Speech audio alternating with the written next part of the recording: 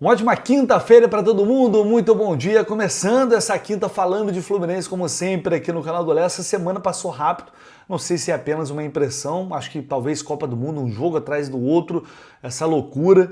O tempo passa muito rápido, você tem que, obviamente, trabalhar, resolver as coisas da vida, e aí você senta para assistir o jogo, daqui a pouco tem jogo terminando 1 hora, 3 horas da manhã, no outro dia já tem jogo de novo, e assim vai. Você tá conseguindo acompanhar a Copa, tá curtindo a Copa do Mundo dentro, né, do que é possível? Aqui, por exemplo, a situação está começando a ficar complicada. A patroa já deu uma reclamada, porque é o dia inteiro, é Cazé TV, é Globo, é Sport TV, e Cipá, SBT também, é o dia inteiro Copa do Mundo. Mas eu falei antes, olha, ó, se prepara, porque infelizmente para você, eu trabalho quase sempre de casa. Então, sinto muito, mas sim, a TV ficará ligada praticamente 24 horas, é o que está acontecendo, é só de 4 em 4 anos. Para quem gosta, para quem curte, tem que aproveitar, não tem jeito. Mas a gente, claro, segue trabalhando, a gente não para e vamos falar de Fluminense aqui neste vídeo. A partir de agora, você vem comigo.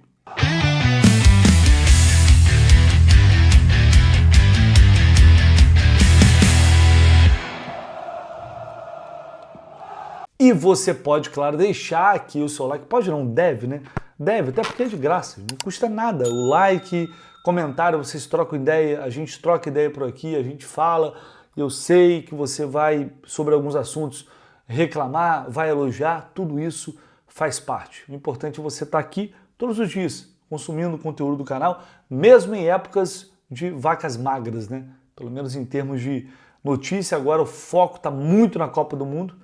Os jogadores estão de férias, voltam na semana que vem, e aí, com todo mundo no CT novamente, as coisas naturalmente vão começar a acontecer. Então, enquanto isso, você também pode se inscrever aqui no canal do Lessa e a gente vai começar falando sobre Lima. Por que Lima? Porque lá na imprensa do México estão dizendo que o Lima pode voltar ao Fluminense antes do esperado. Algumas mudanças por lá, o América do México não teve uma boa temporada. O Jardine, técnico brasileiro, que fez história lá, foi muito bem e que levou também o Lima para lá, não está mais no América do México. Inclusive, Marcos Seixas, tá? Preparador físico do Fluminense, com uma longa história no clube, não está mais também no América do México e quem sabe pode pintar aí ao Fluminense, vamos ver. Em breve pode acontecer, mas ele também não está mais, claro, imagino eu, em decorrência também da saída do Jardine. O Lima é o seguinte, por que isso pode acontecer? Eles vão fazer mudanças no elenco, o Lima é estrangeiro e tem sempre aquela história de abrir vagas de estrangeiro. Ele teve no América do México, desde que chegou, 16 jogos, não foi titular. Deu para ver aqui que ele foi titular em apenas 2 partidas. Né? A estreia dele foi contra o Chivas, numa vitória por 1-0, ele entrou já no final. Logo depois, contra o Puebla, ele dá uma assistência e fez um golaço contra o Mazatlán. Foi o único gol dele até agora. Um gol, uma assistência e também uma expulsão, que foi contra o Tigres. Então não é uma passagem marcante até aqui. Não vai deixar saudade se realmente sair. Mas também não é que assim, né, foi um negócio pavoroso. Ele não conseguiu se firmar, não conseguiu ser titular. Não conseguiu fazer diferença. O Lima vem de uma temporada muito ruim em 2025. Esse ano, imagino, pelo jeito, não mudou muita coisa. Só que ele foi uma saída que foi muito criticada por muita gente, inclusive dentro do clube.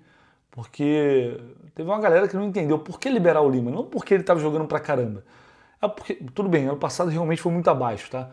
Mas antes ele sempre, por mais que ele que muitas vezes era criticado, ele ajudou o time em muitos momentos. Tantas vezes falamos sobre isso aqui.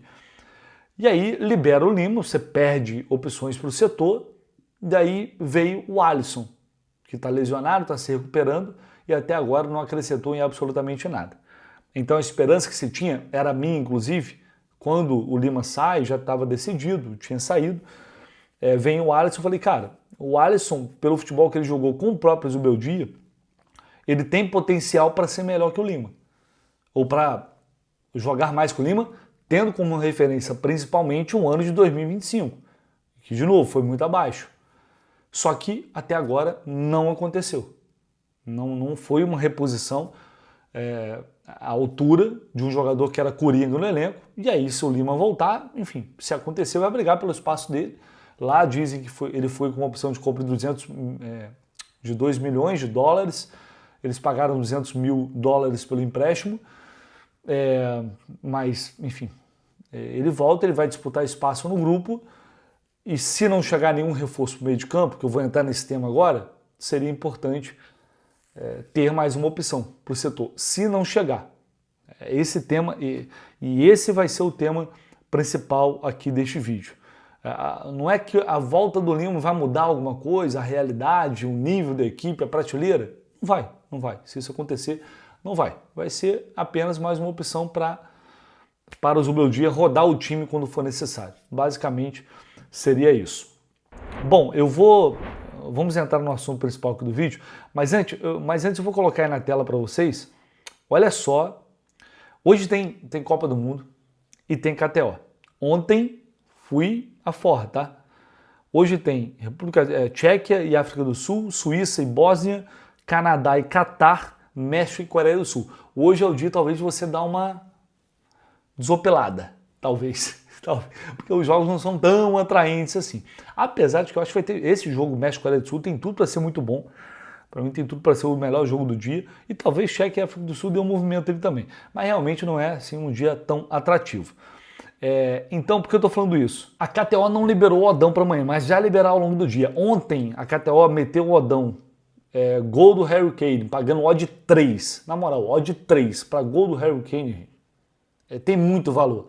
Óbvio que eu fui lá, tá aí para vocês na tela. E esse oddão aqui, odd 6 para vitória das favoritas. Tem vitória da Inglaterra, tem vitória da Gana, foi sofrimento de Gana, mas foi e vitória da Colômbia. Odd 6. Ontem foi as forras lá na KTO. E você também pode ir hoje com esses jogos. Você já sabe o que é o trunfo KTO? Rapidinho explicar para vocês. Você vai entrar lá pelo app, tem um app lá na KTO e todo dia tem uma carta lá, uma carta surpresa que é o trunfo KTO. E aí você pode ter aposta grátis até 10 mil reais. Não é brincadeira, até 10 mil reais e também uma nova chance extra. Tudo isso lá na KTO tem chance extra também para você participar de até 50 reais. Ou se você fizer lá uma aposta até 50 reais e perder no próximo jogo, a próxima tentativa, você vai ter aposta grátis também. Tudo isso lá na KTO para vocês. Acesse o link aqui, vai lá, baixa o aplicativo também, que fica muito mais fácil.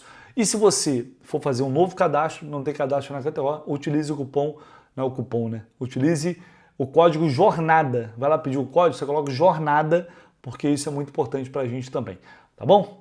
Então vamos lá, senhoras e senhores, por que eu falei da questão do Alisson, do Lima? Porque a ideia aqui é falar sobre os reforços, não os reforços que vão chegar, mas os reforços que chegaram. Dá para fazer um balanço aqui, obviamente muito mais objetivo, não vou aprofundar aqui para fazer um vídeo enorme, não.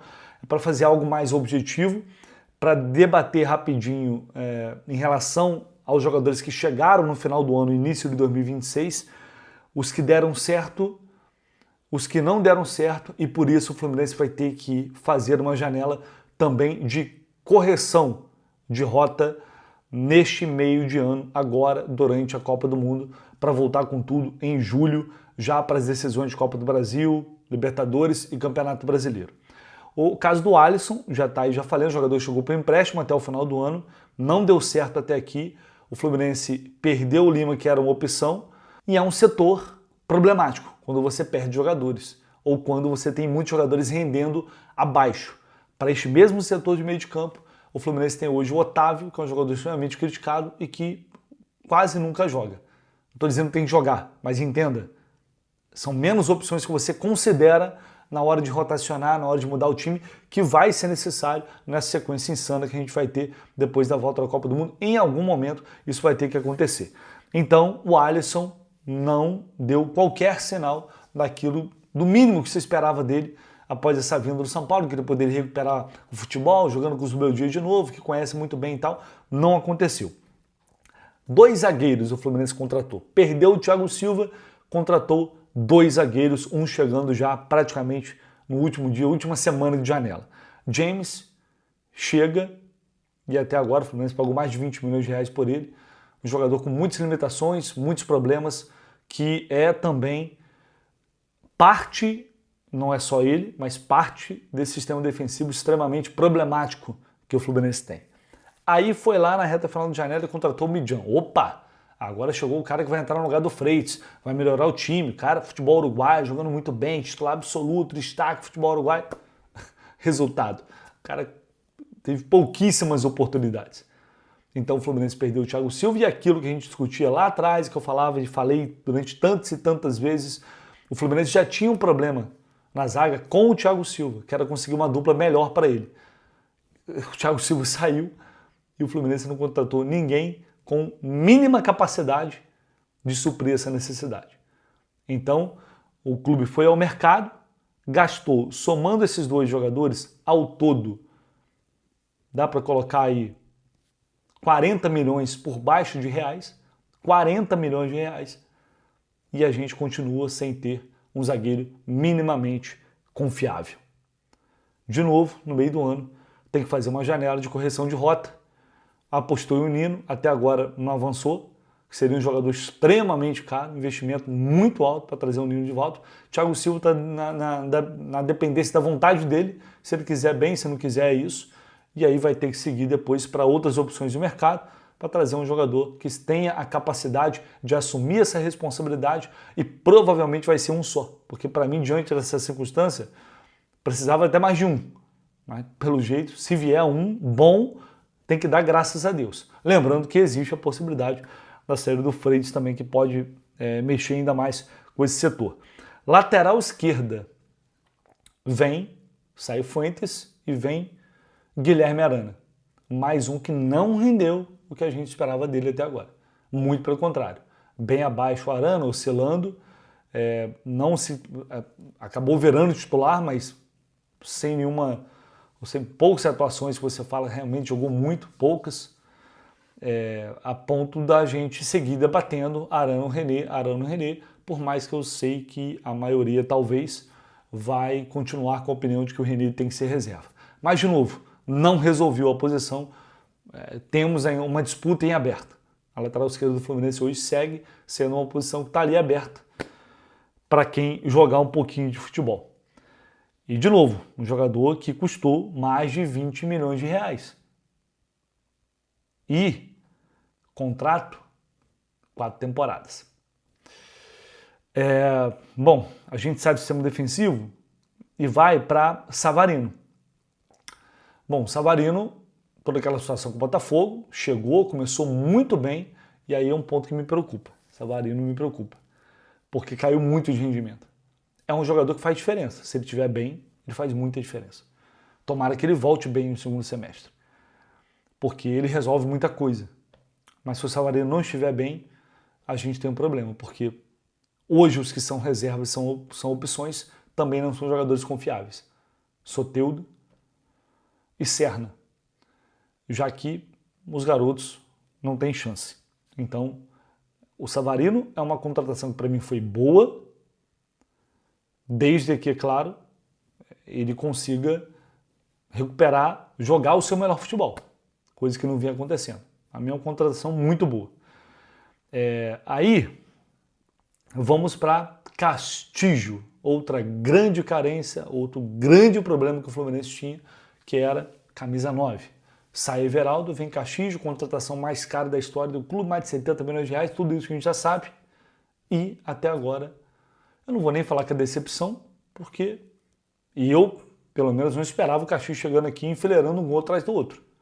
Tinha uma expectativa de que talvez pudesse encaixar, talvez pudesse dar certo e minimamente dar o retorno técnico em campo, não vou dizer a altura, mas algo que pudesse justificar o investimento que foi feito. Até agora isso não aconteceu. A gente continuou e menos mal que o John Kennedy conseguiu fazer gols importantes, se firmou ali como titular, mesmo oscilando em termos de nível de atuação em algumas partidas, conseguiu dar uma resposta, o John Kennedy. Isso minimizou bastante a situação. Isso não poderia ser ainda pior. Um cenário que a gente tem Germancano, né, do jeito que está aí. E Hulk. E o Hulk finalmente chegou depois de tanta novela, tantas idas e vindas. Agora a gente tem o Hulk, talvez para ocupar justamente esse espaço. Não necessariamente ele pode jogar com um desses dois jogadores, mas a tendência é ele ocupar esse espaço. E aí a gente vai ficar na dependência de saídas para saber onde o Fluminense vai focar o seu mercado. Acho que está muito claro a zaga, não tem debate, não tem discussão. Falei sobre isso aqui. Se perder, nem se discute, vai ter que contratar. O Bernal, por exemplo, que é o primeiro volante, se perder, vai ter que contratar, vai ter que ir no mercado contratar, porque de essência você tem o Martinelli, depois só tem o Otávio, né, de primeiro volante. Um meia para mim, com o Alisson, se o Lima voltar, talvez não contratem. Talvez não contratem, mas com o Alisson desse jeito, o Fluminense tinha que buscar um jogador para ter condições de colocar uma pressão ali no Lúcio Acosta, de ser uma opção dentro dessa rotação também, um jogador com características mais ofensivas, de organização de jogo, de chegada na área, mas eu vejo com pessimismo, se bem que tem a situação do Ganso que até agora é absolutamente nada, né? Mas a saída do Ganso pode implicar nisso também. Aí beleza, você abre um clarão ali para você trazer um jogador, principalmente pelo que o Ganso joga. Aí sim você pode, isso se confirmando, fazer um investimento mínimo para tentar melhorar essa posição. O ataque, foi o que eu falei, o ataque esquece esse centroavante, você não vai vir outro, esquece, mas ponta pode vir. Eu acho que a ideia é buscar um jogador com uma característica mais de drible do 1 contra 1, para você desmontar defesas mais fechadas, um cara que vai atacar o espaço bem, que vai conseguir, enfim, realmente fazer essa diferença, menos tático talvez do que o Canóbio é. E aí a gente sabe que o Canóbio tem essa possibilidade de sair, é uma possibilidade, pode acontecer. Então, eu acho que para mim, são alguns investimentos muito claros, né? A zaga é primeiro volante se perder vai ter que contratar, e para a saída do Ganso também deveria chegar um jogador. Atacante, há uma ideia, sim, de trazer esse ponto com essa característica, mas a saída do Canóbio também pode impactar bastante isso. Então a gente está falando ali basicamente, eu calculo 3, 4 reforços. Não acho que o Fluminense vai passar muito disso nesse meio do ano. Vamos ver como as coisas vão evoluir quando as conversas começarem. Daqui a pouco a gente deve ter notícias sobre tudo isso em termos de mercado, e aí teremos uma noção maior e melhor, na verdade, se a diretoria está trabalhando, se vai conseguir corrigir esses problemas que hoje o elenco ainda tem, né? Mas eu acho que para a gente fechar, de todos esses jogadores que chegaram, dá para dizer até o momento que o Savarino foi uma boa contratação, apesar da oscilação. O restante não correspondeu. O Midjan é uma incógnita, né? A gente tem que saber, o cara tem que jogar para saber se ele tem condição ou não.